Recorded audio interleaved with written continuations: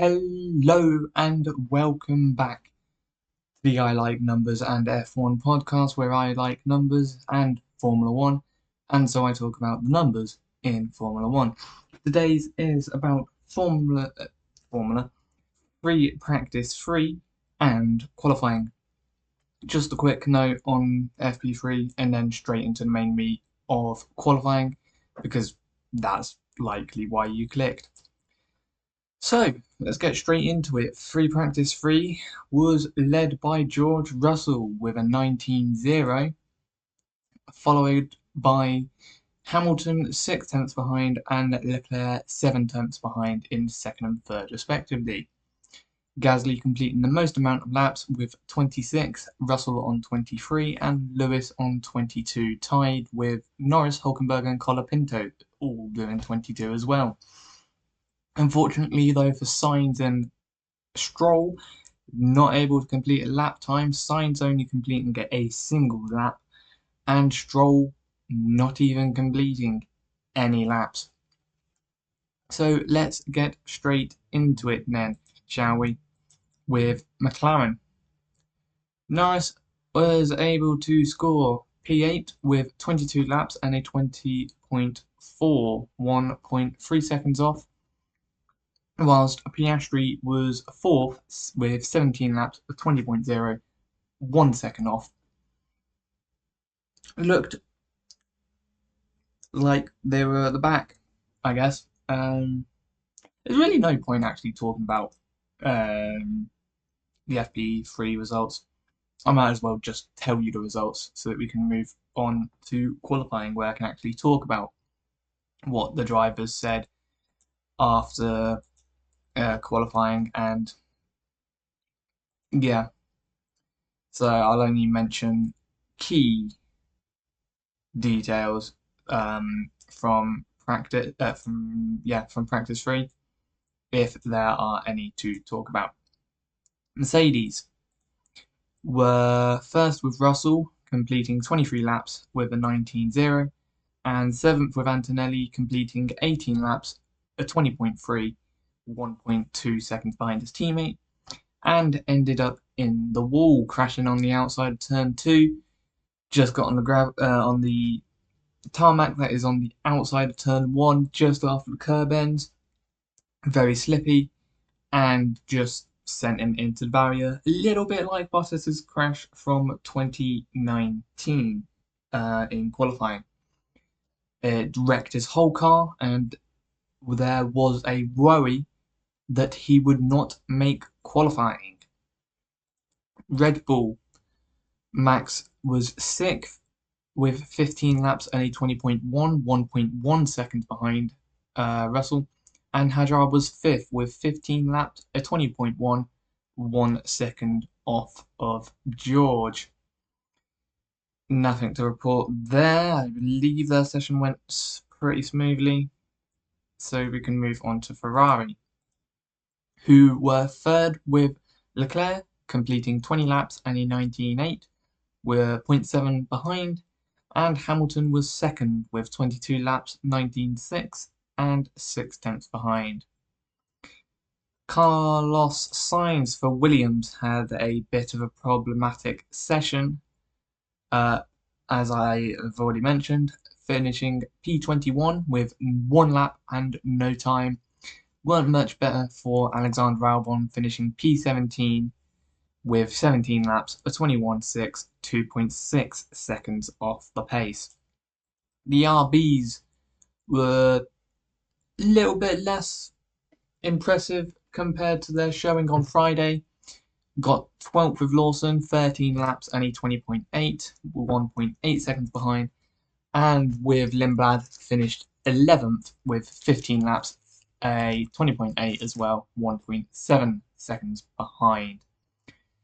Aston Martin just seemed to have issues upon issues. Not able to get Stroll out for any laps at all, and Alonso was only 18th with 20 laps, a 22.7, 3.6 seconds behind. Haas were Around expected, with Ocon in 13th and Behrman 10th. Ocon completing 19 laps with a 20.9 as his best lap, 1.9 off the pace. Behrman was 10th with 18 laps, a 20.7, 1.7 seconds off the pace. Audi looked to be continuing their form with Bortoleto, who was able to finish 9th. I realise I did not click on to Audi. 14th with Hulkenberg, completing 22 laps, a 21.0, 2 seconds off the pace. And Bortoleto was, as mentioned, 9th with 19 laps, a 20.4, 1.4 seconds off the pace. Over at Alpine, Gasly completed 26 laps, finished 15th with a 21.0, 2 seconds off the pace. And Colapinto was 16th with 22 laps, a 21.4, 2.3 seconds off the pace. And last but not least, for pre-practice free, Cadillac, where Sergio Perez was 20th and Bottas was 19th. Bottas completing 12 laps, and Perez completing 21. Bottas's best time was a 23.5, 4.4 seconds off the pace, and Perez was a 24.3, 5.3 seconds off the pace. So we can move immediately on to qualifying. I really thought that image would show up immediately, but apparently not. So, what happened in Q1? The 6 knocked out were in reverse order, Stroll in 22nd, Sainz in 21st, Verstappen in 20th, Bottas in 19th, Perez in 18th, and Alonso in 17th. Verstappen, Sainz, and Stroll not completing a single lap time. Bottas with a 23.2, 3.7 seconds off. Perez with a 22.6, 3.0 seconds off. And Alonso with a 21.9, 2.4 seconds off Russell's best time from Q1, which was a 19.5. Let's go in order, shall we, with Aston Martin. If I can get his image up. Stroll not able to set a single lap time, just a session of issues. Not even a session of issues. There was a leak, and Aston did not want to risk taking him, sending him out, so they tried fixing it and weren't able to fix it in time. Stroll saying it's been a tough weekend for them with few issues that have kept them from getting the laps they need, and the team in the garage has been working really hard, but there just wasn't enough time to get the car ready for qualifying. They're not where they want to be, but they'll keep pushing and working to improve. Suspected ICE problem in practice 3, and the team were not able to fix it. Carlos Sainz was another one that was unable to partake, with a unknown issue. Just suffered a loss of power at the pit entry in practice 3, and wasn't able to be fixed for qualifying. Now on to the big one, Max Verstappen.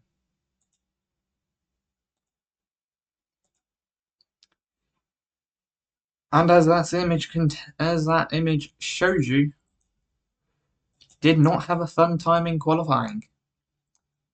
Heading into turn 1, hit the brakes. Front brakes did nothing. Rear brakes did everything. Sent him into a spin, clockwise round, and couldn't do anything to stop himself from going into the wall. And as he went into the wall, Max did not take his hands off his wheel and ended up having to go to the medical centre just for a little checkup to make sure his hands were okay. Very unfortunate for Max, and yeah, it'll just have to come from the back tomorrow. Max saying that he can aim for P6 or P7, although he doesn't know how easy it is to overtake cars, which, fair enough. Australia is usually one of the more difficult ones to do so it could be a very tall order for him indeed. Valtteri Bottas, next up, in P19 with a 23.2, 3.37 seconds off the pace, about half a second off his teammate as well. But this is kind of to be expected from the new team. Valtteri saying along those lines, with saying that it's great to be out there completing their first ever qualifying as a team. Not the most trouble-free with a red flag from Max, but he's very glad to complete every session this weekend, and they're here, there, and ready to race tomorrow. So that's another achievement. Lacking performance, but it's a work in progress, and they had to start somewhere. Direction looking pretty clear on where to push and how to develop the car. Looking ahead to tomorrow, where they'll try and maximise strategy, see if there are any opportunities, and take the checkered flag with both cars, obviously, if they are able to. Moving on to his teammate then, Sergio Perez, with a 22.6, 3.9 seconds off the pace. Saying that it's been a really special day, massive effort for the team to be there with both cars and doing a qualifying, able to get both of them through to start the session, of course. Happy with the balance, happy with the lap. All he can ask for tomorrow is the same. He's ready to go forward and have a really strong race. Target is to obviously finish. Both Cadillacs making the 107% rule, which is a very good job from them for their first ever race. Not so much can actually be said for Stroll, who I have failed to mention, has not hit the 107% rule at all this weekend. However, the Aston Martin team have been able to convince the FIA to allow Stroll to race, basically saying he's finished here before fourth, he's finished on the podium a couple of times, including he's had a pole before. He scored like 300 points, I think the document said. So, yeah, they managed to get Stroll to partake in tomorrow's race, which is a lot of is very much the opposite of what the internet were saying that Aston were trying to do. Also, another point on Valtteri that I have neglected to mention, his penalty just doesn't seem to exist anymore, which, if you don't know the rule, you'll be like, well, duh. There was a rule implemented that was like, oh, if you've had a penalty and you don't serve it within a year, it just disappears. Crazy thing, when that rule was announced, literally people in F1 were saying, oh, it won't apply to Valtteri because he got the penalty before the rule was implemented. But in the FIA's official provisional starting grid, Bottas has no penalty, which is, it's not going to change anything. Verstappen could be starting from the pit lane. Sainz should be able to make the race. Stroll will make the race, probably won't make it far. So it wouldn't have done much to Bottas's race anyway. So we can move on to the driver that starts ahead of him, Fernando Alonso. 21.9, 2.4 seconds behind first. Almost made it into Q2. Just being beaten out by Franco Colapinto, I believe, who was able to set a lap time very late into the session. So late, in fact, that Crofty did not see it happening, which is insane. Your lead commentator, and you don't even know that there's a lap still going on, which was really surprising, seeing as the graphic with Colapinto's lap was still on the screen for everyone to see. So, Crofty making issues, Aston Martin having them. Alonso saying that they ran trouble free in FP3 and seemed to unlock a lot of lap time. I expected them to be troubling. I expected them to be on the cusp of the 107% rule, but Alonso cleared it by quite a bit. Short on batteries, so they can't risk much tomorrow, but hopefully they can do as many laps as possible. They'll face that challenge together, and everyone in the team and Honda has been working flat out to improve the situation.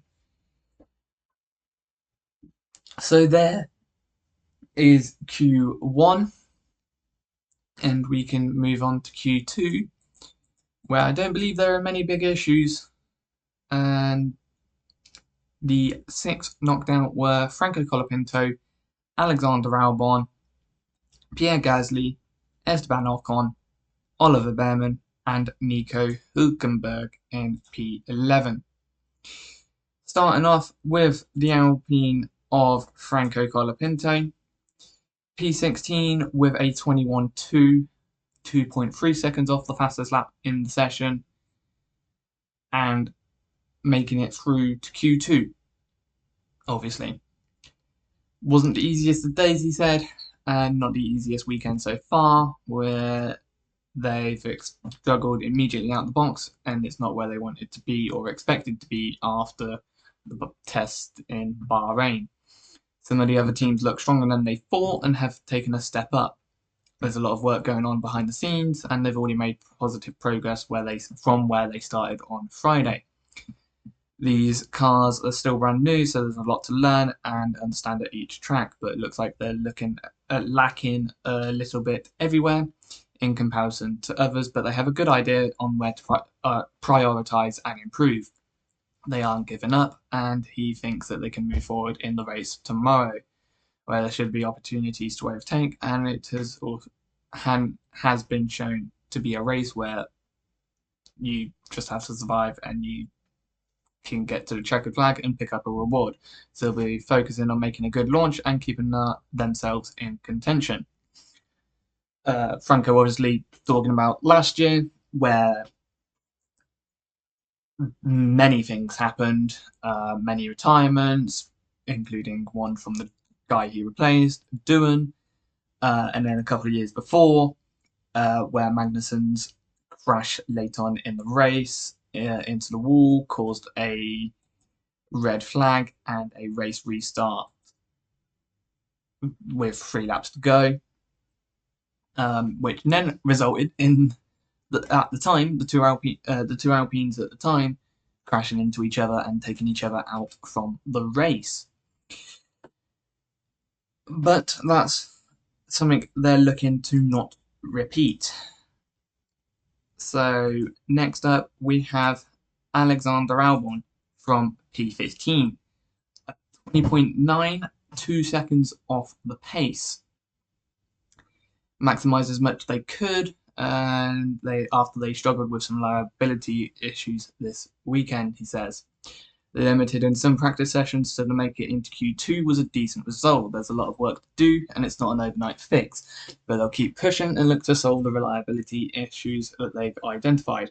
For tomorrow, he thinks they can expect some chaos, especially at the start, and not many teams have been able to do proper long runs due to red flags, so it could be interesting. From their position, they want a bit of chaos, and they'll look to keep it clean and take advantage of any opportunities in the race. Much along the lines of what Franco was saying about opportunities in the race, quite a fall. Obviously, once the rumours from about Williams being slow, I didn't want to believe it because I wanted Williams to stay where they were because, you know, everything was about 2026. And for all of that to just go down the drain with literally a winter of issues is a shame. So on to the other Alpine, Pierre Gasly, who finished 14th with a 20.5, 1.5 seconds off the pace.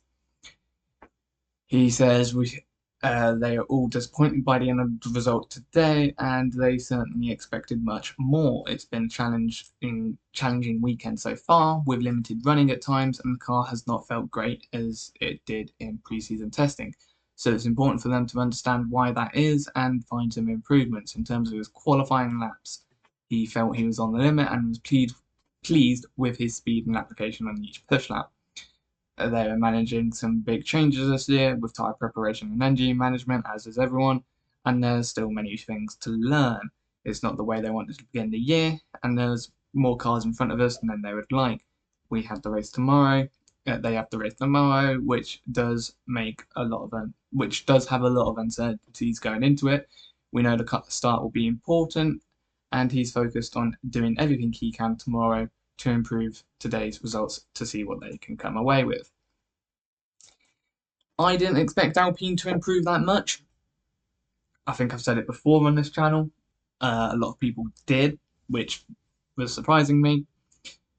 And, well, they're right in the sense that Alpine and Williams are now levelish with each other. Just not in the positions that they would have hoped, obviously. So we can begin to move on to the Haas drivers, starting with Oliver Behrman.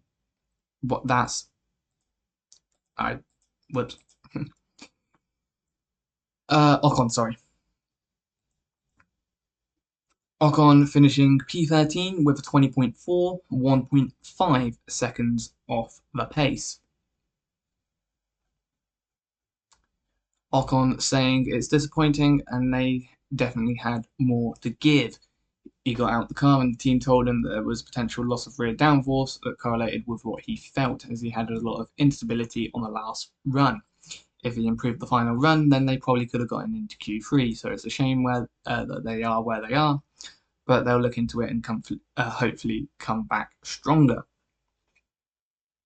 Oliver Behrman saying that he was disappointed as well, finishing P12 with a 20.3, 1.3 seconds off the pace.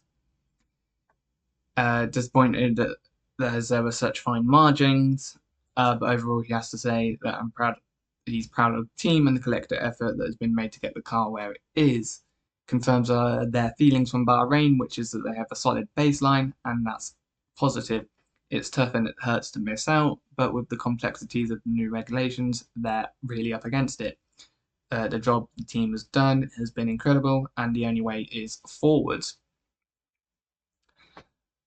Nico Hülkenberg just missing out on Q3 due to his teammate getting through instead. Finishing P11 with a 20.3, 1.3 seconds off the fastest lap in the session.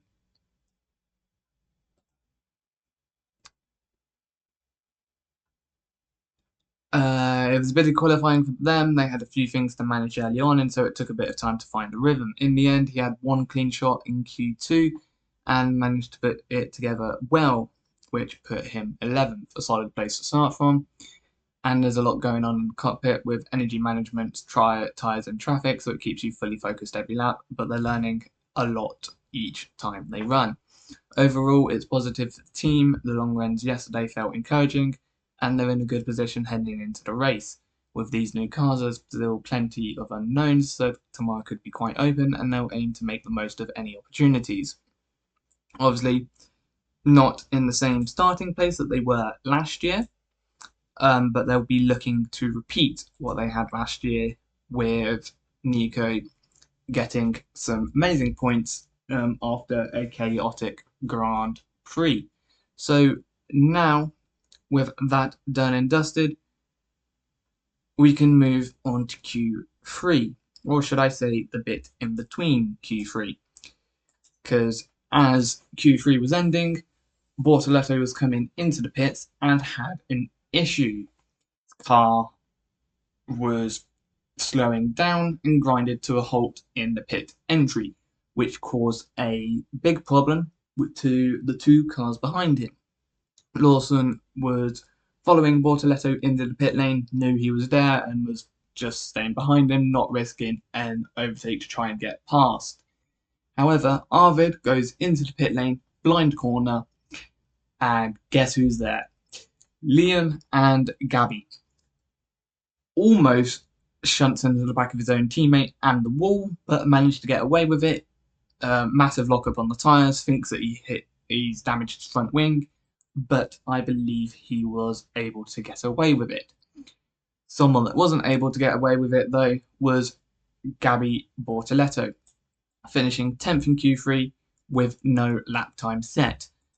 Lindblad made it to P9, Lawson was P8, Hamilton P7, Norris P6, Piastri P5, Leclerc P4, Hadjar P3, Antonelli P2, and George Russell taking the first pole of the season.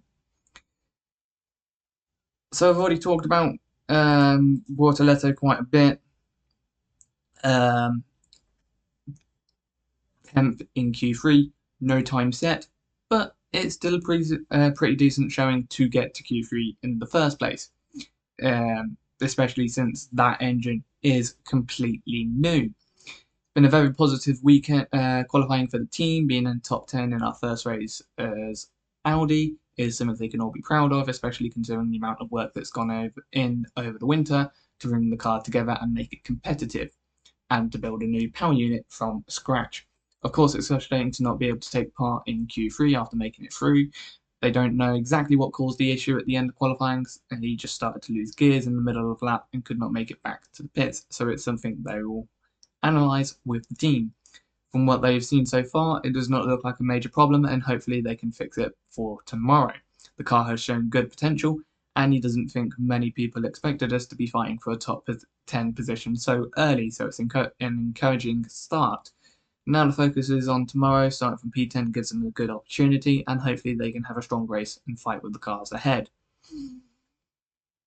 Yeah, I'll admit, I don't think I put Audi this high up. Not before practice anyway. After practice, I think I mentioned yesterday that they were looking good, and I said that they'd be the ones fighting for the low end of the points with Haas and RB, which at the moment is looking likely. It's good to see Audi doing what Aston should have been, and Aston doing what Audi should have been doing. But it's an impressive start from Audi. Hopefully for them, they can make it to the end of the race and score some good points because of it. On to Lindblad then, who qualified P9 with a 21 to 2.7 seconds off of the pole time.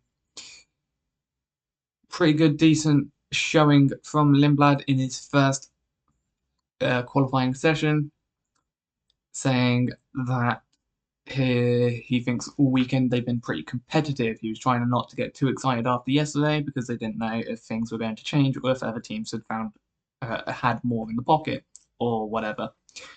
But he kind of knew coming into the session that they were going to be fast, and he just needed to focus on himself and do his job, and they would be competitive.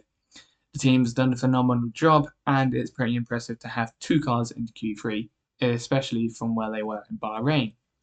I think it was much more than him and the team's he thinks it was much more than his and the team's expectations, and he's extremely happy and can't wait for tomorrow. Is it a jinx if I say hopefully he doesn't do what Hajar did last year? Maybe. Oh well, the universe doesn't listen to me, it should be fine. Yeah, pretty decent showing from RB. I will say I was skeptical, thinking that RB would be up there.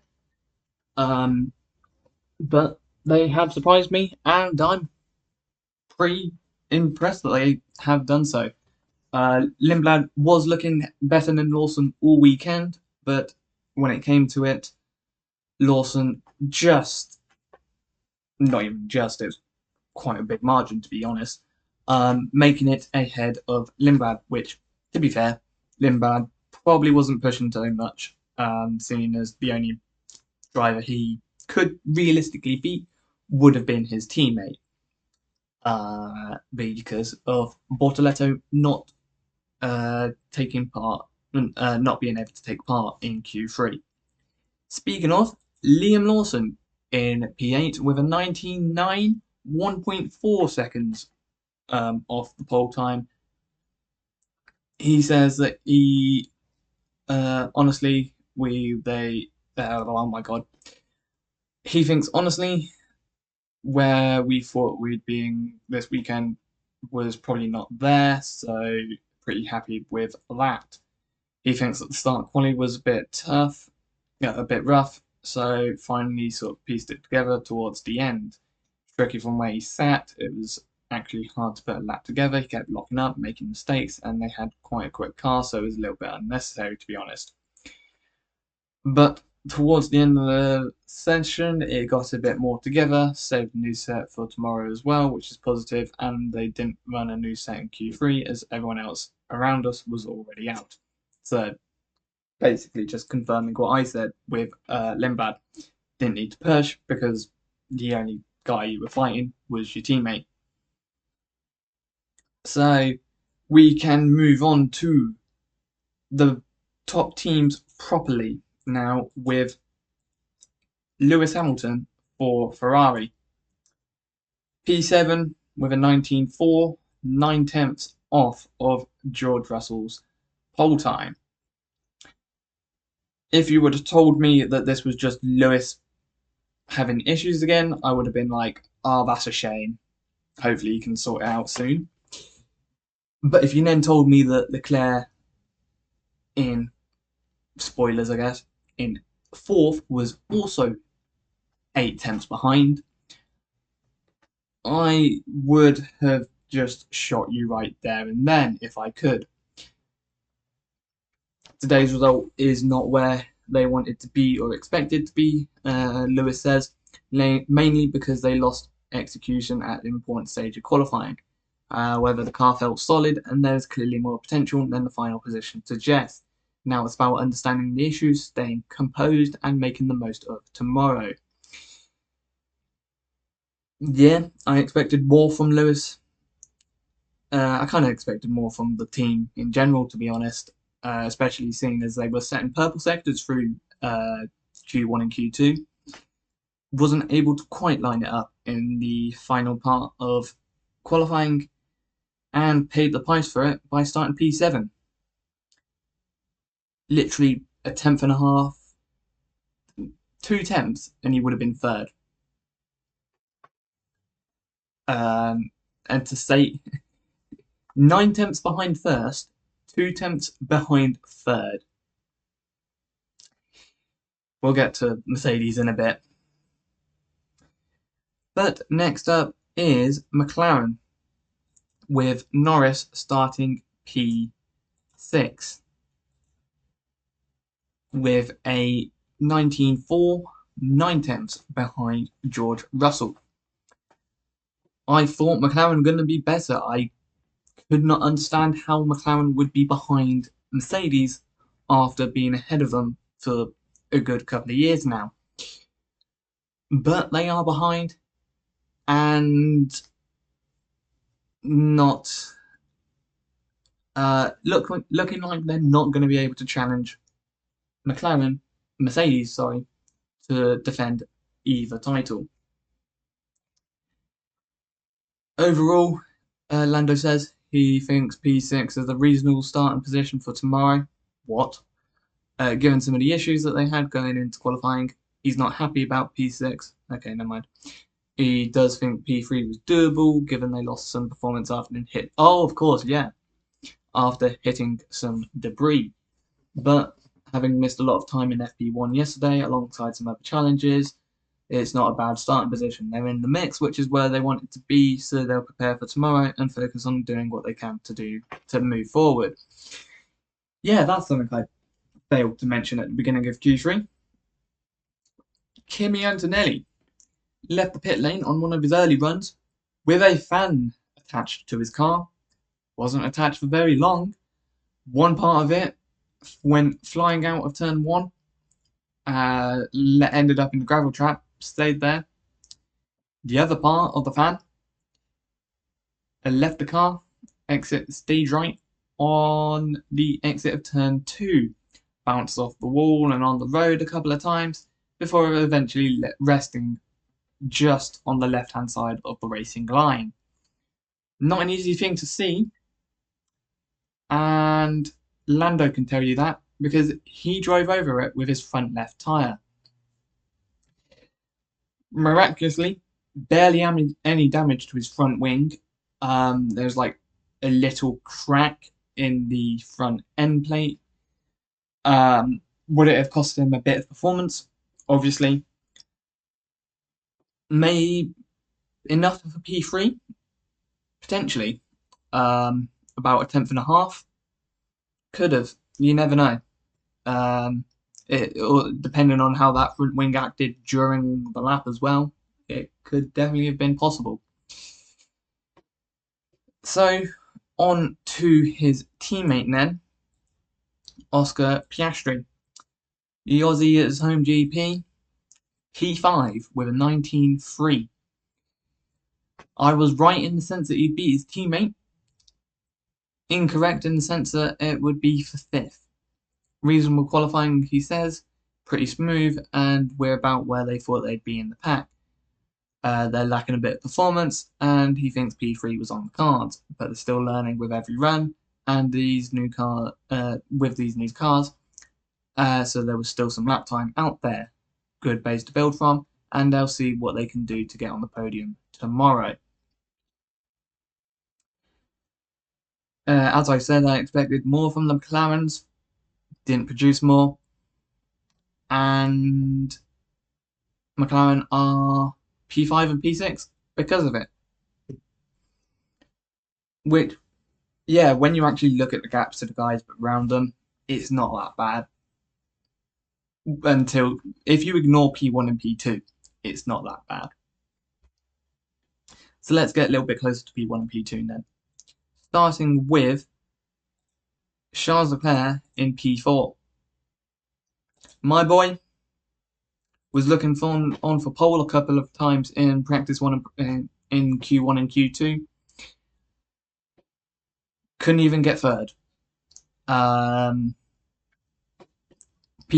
19.3, 8 tenths off of George Russell's pole time, and in the interviews saying that there were some challenges today, which is expected for the first qualifying in these new cars. They had an issue with energy deployment in Q2, which was fixed as soon as they came back to the garage.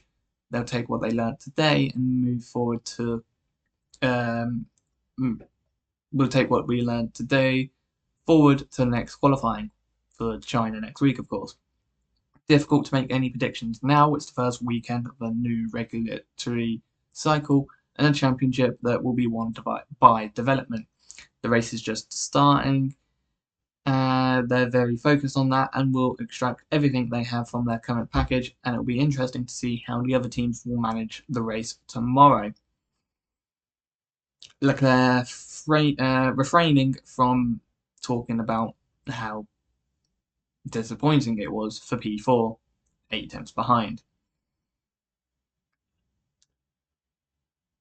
It's so over.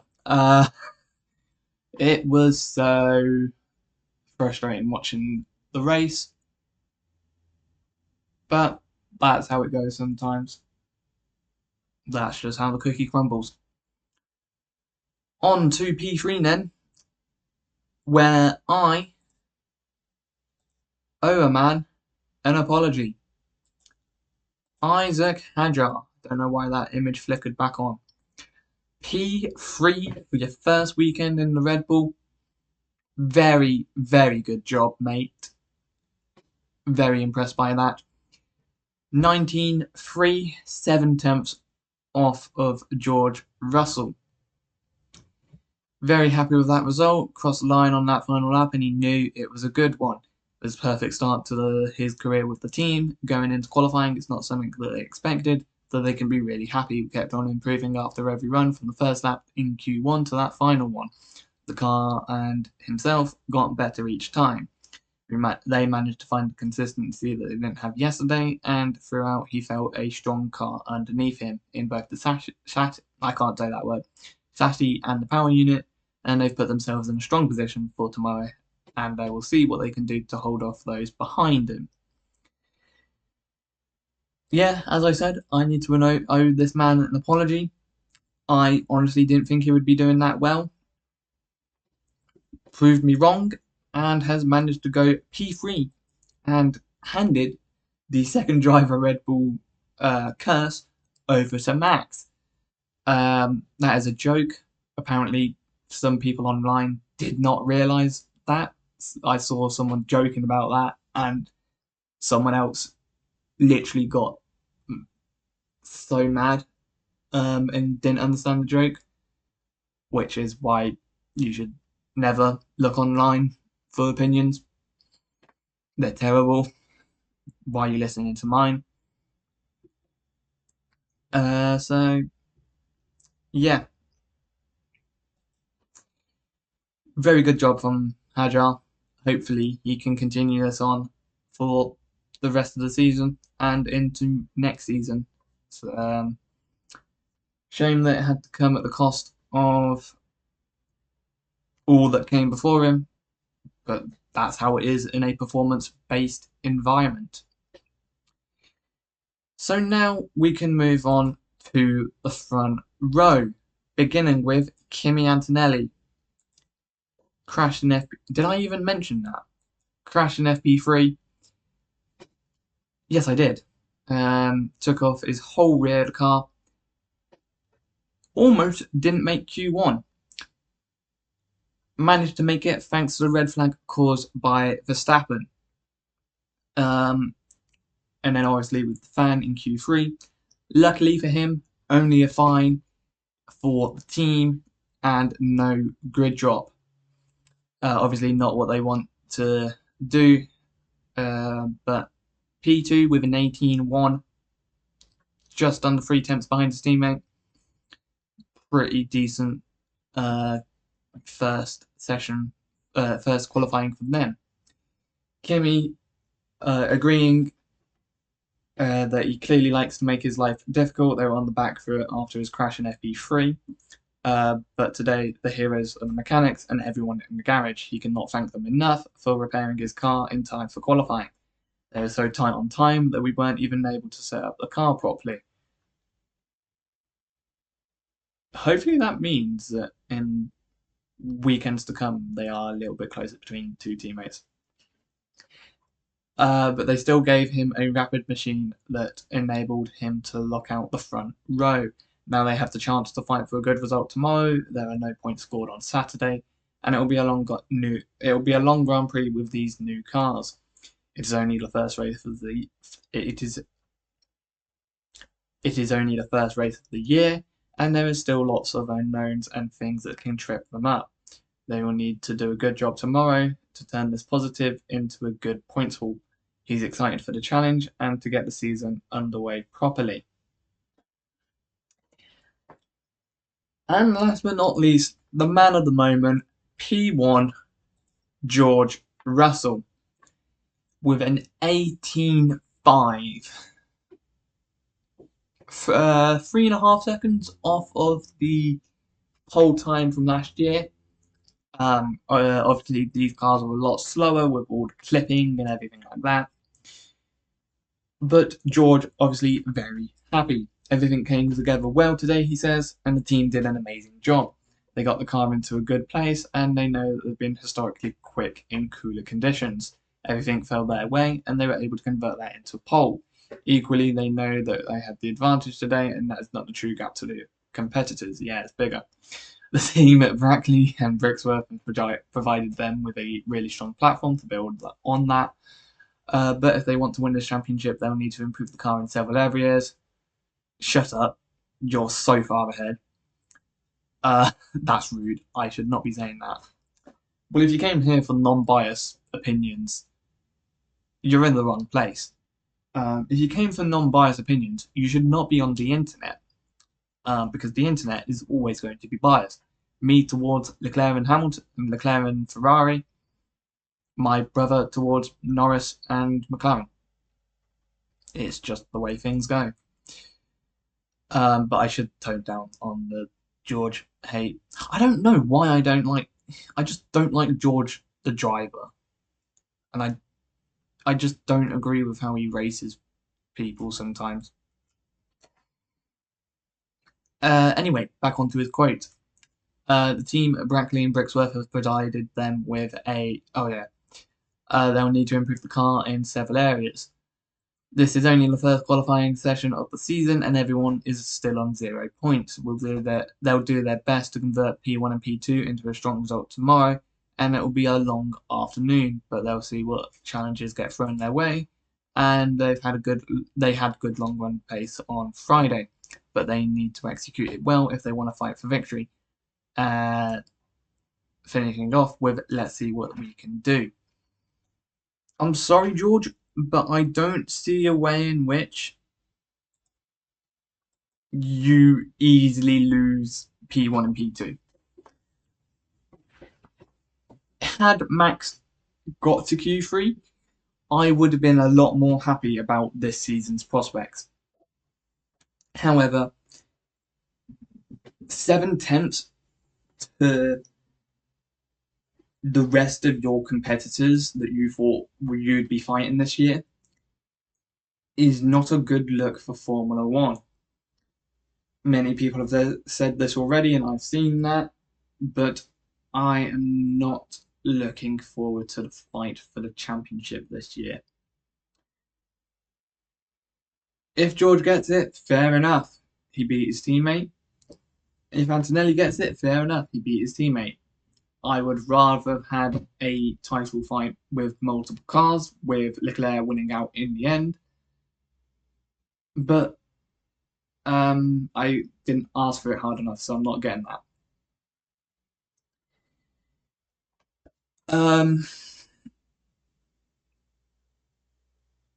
Yeah, I really hope this is what George says, as the teams behind are actually a little bit closer. Because at the moment, it looks like the grid is split into 4 different groups. You've got the Mercedes group that could potentially include Max. You've got then Red Bull, Ferrari, and McLaren. And then in the third group, you've got RB, Audi, Haas, Williams, Alpine. And then you've got the final group with Cadillac and Aston Martin. So I think there is only one more thing to do for today's video, and that is look at strategies, potential strategies for tomorrow. The F1.com website believes that there could be a 1-stop with a potential for a 2-stop. However, the 1-stop looking best, and the best variant of it being the medium to the hard, stopping about lap 20, and with pit window that goes to lap 26. Alternatively, you could go soft at the beginning and go hard for from lap 15 to about 21. If you want to try the two-stop, you could go from medium to hard to medium, pitting lap 14 to 20, and pitting for the second set of mediums, lap 38 to 44. And another alternative being the soft, medium soft, going onto the mediums, lap 12 to 18, and going back onto the soft, lap 36 to 42. In terms of tyres that everyone still has, the Mercedes, the McLarens, the Ferraris, and Stroll have 2 medium tyres each. However, the Ferraris, a set of the Ferraris tyres are used because they used them in Q1. Gave them an extra set of softs in qualifying, but I believe they used them in Q2, so it didn't matter.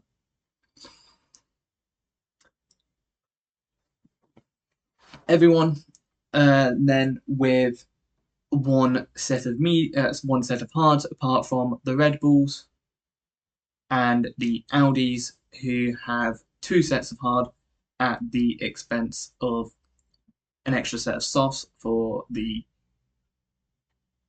Audis and a set of mediums for the Red Bulls. That includes Cadillac, as well, who have 2 hards at the expense of a set of mediums. Obviously, everyone knocked out in Q2 has a set of new softs.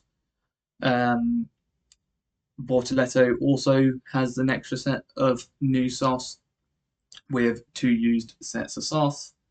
Lawson and Lindblad, as Lawson said, have an extra set of softs as well, 4 sets for them, all used, but could still be good for them. Everyone in Q2 having 4 set of used softs as well. Alonso got 2 new softs with 3 used softs. Both Cadillacs with 1 new soft and 3 used softs. Verstappen with 3 new softs and 1 new softs, of course, from the crash. And then Sainz, no used tyres at all, going into the race with 5 softs, 1 medium and 1 hard. Similarly, with Stroll going into the race with 4 softs, 2 mediums and 1 hard. Typically, the pit loss time around Australia is 19.3 seconds under green flag conditions, and under virtual safety car conditions, it is 14.5 seconds. In the last 7 years, there has been a safety car 67% of the time, virtual safety car 67% of the time, and a red flag 17% of the time. There is a 0% chance of rain, and the forecast looks to be sunny with 20 degrees C. So, how is the race looking? Keep your eye out for Max.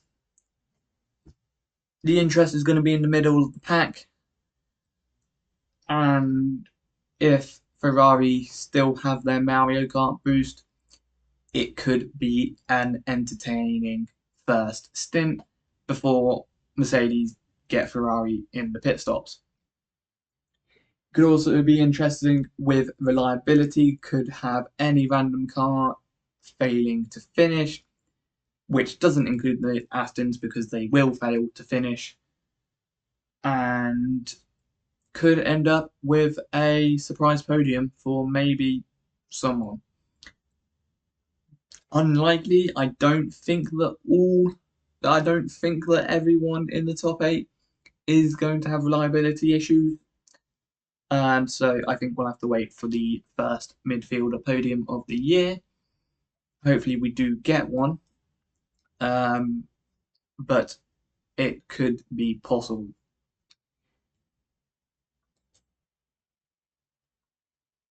And then on the regulations as a whole, not looking good.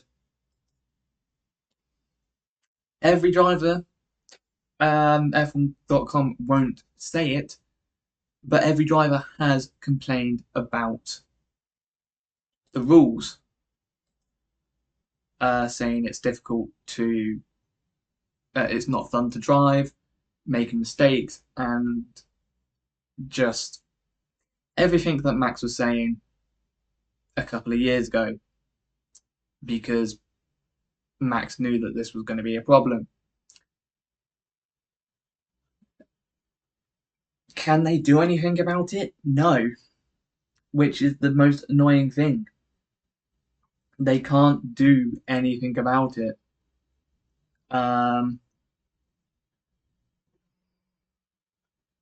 Because they made the mistake in going immediately to 50-50. I believe it's 25%.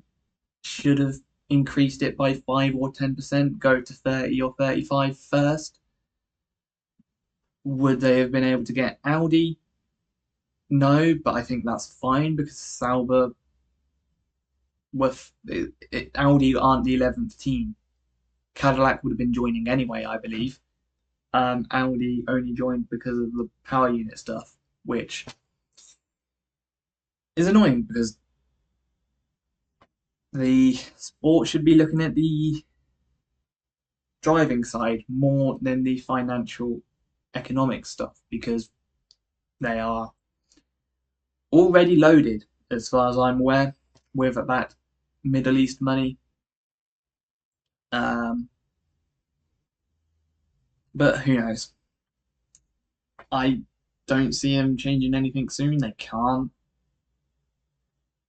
That'd be extremely unfair to the likes of Audi and Cadillac, who Audi have made their own engine and Cadillac will be making their own engine.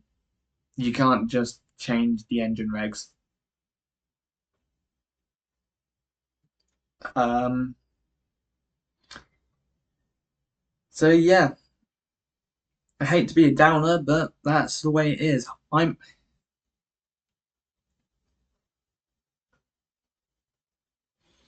Am I just this way because it was Mercedes that are dominating, not Ferrari? I hope not. I hope I'm not that biased.